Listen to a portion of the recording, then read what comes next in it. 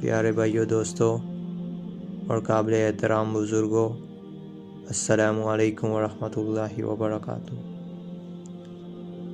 آج کا موضوع ہے نماز تہجد۔ نماز تہجد کے متعلق کچھ باتیں قرآن و حدیث کی روشنی میں جاننے کی کوشش کریں گے۔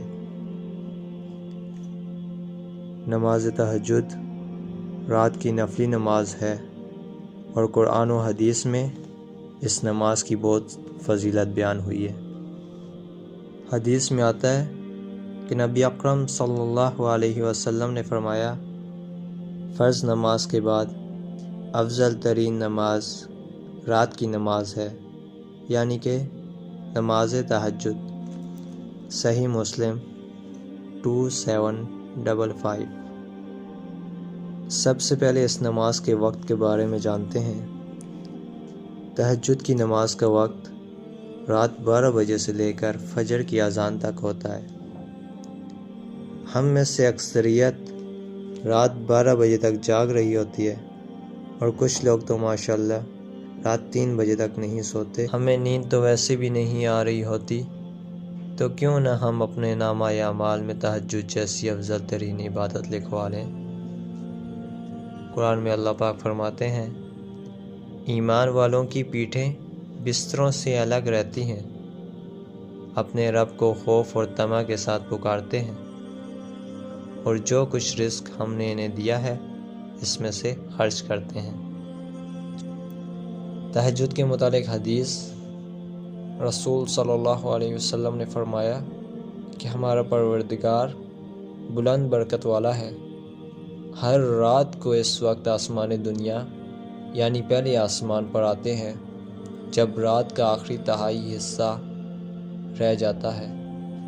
آخری تہائی حصہ یعنی کہ فجر کی اذان سے 1 گھنٹہ پہلے، اور اللہ پاک فرماتے ہیں، ہے کوئی مجھ سے دعا کرنے والا کہ میں اس کی دعا کو قبول کروں، ہے کوئی مجھ سے مانگنے والا کہ میں اس سے عطا کروں، ہے کوئی مجھ سے بخشش طلب کرنے والا کہ میں اس کو بخش دوں۔ سوال پیدا ہوتا ہے کہ حدیث میں بتایا گیا کہ تہجد کے وقت اللہ پاک آسمان دنیا پر آتے ہیں، کیسے؟ کیا کیفیت ہوتی ہے؟ اور اس کا بہترین جواب یہی ہے کہ جیسا کہ اس کی شان کے لائق ہے۔ ہمیں کیفیت میں نہیں پڑھنا چاہیے کہ کیا کیفیت ہوتی ہے، حدیث میں آ گیا تو اس پہ ایمان لاتے ہوئے ہمیں عمل کی طرف آنا چاہیے۔ تہجد کے وقت اللہ تعالیٰ کو راضی کریں، اللہ تعالیٰ سے خوب دعائیں مانگیں، اللہ تعالیٰ سے اپنے لیے دنیا و آخرت کی بھلائیاں مانگیں۔ ہم میں سے اکثریت ان لوگوں کی ہے جن کو تہجد کا وقت تو نصیب ہوتا ہے لیکن تہجد کی نماز پڑھنی نصیب نہیں ہوتی۔ اس بارے میں ہمیں سوچنا چاہیے، ہمیں اس بات کی فکر کرنی چاہیے کہ ہم کتنے زیادہ اجر و ثواب سے محروم ہو جاتے ہیں، اور ہمارے ہی کچھ دوست رات کی ان لمحات کو قیمتی بنا رہے ہوتے ہیں، اپنے رب کو راضی کرنے کی کوشش میں سجدے میں پڑے ہوئے اللہ کو پکار رہے ہوتے ہیں، اور دوسری طرف ہمارا کیا حال ہوتا ہے؟ ہم دنیا کی زندگی میں ہی مگن ہوئے دنیا کے کھیل تماشے میں اپنا وقت برباد کر رہے ہوتے ہیں، اور دنیاوی خواہشات کی تکمیل کے بارے میں سوچتے سوچتے ہی سو جاتے ہیں۔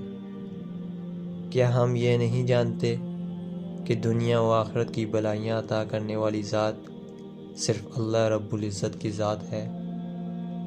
اللہ پاک سے دعا ہے کہ اللہ پاک ہمیں بھی نیک لوگوں میں شامل فرمائے۔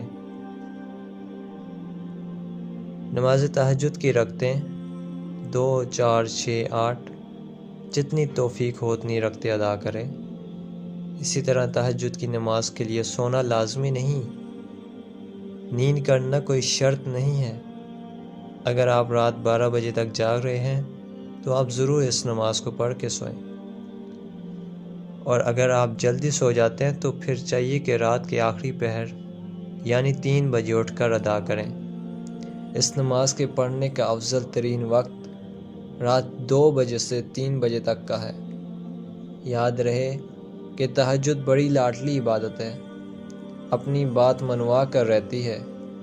نبی اکرم صلی اللہ علیہ وسلم کی تہجد کے وقت کی کچھ مبارک سنتے ہیں۔ نمبر 1، نبی اکرم صلی اللہ علیہ وسلم جب تہجد کے وقت اٹھتے تو سب سے پہلے مسواک کرتے۔ نمبر 2، مسواک کرنے کے بعد اچھی طرح وضو کرتے۔ حدیث کے الفاظ ہے، جب تم میں سے کوئی سو کر اٹھے تو اس سے چاہیے کہ اپنی ناک کو اچھے سے صاف کرے، کیونکہ ناک کے بانسے میں شیطان رات گزارتا ہے۔ نمبر 3، وضو کرنے کے بعد آسمان کو دیکھ کر سورہ ال عمران کی آخری 10 آیات کی تلاوت فرماتے تھے۔ ہمیں بھی نبی اکرم صلی اللہ علیہ وسلم کی ان مبارک سنتوں پر عمل کر کے اپنی تہجد کی فضیلت کو مزید بڑھانا چاہیے۔ اے اللہ، ہمیں ان باتوں کو سمجھتے ہوئے ان کے مطابق عمل کرنے کی توفیق عطا فرما، آمین۔ السلام علیکم ورحمۃ اللہ وبرکاتہ۔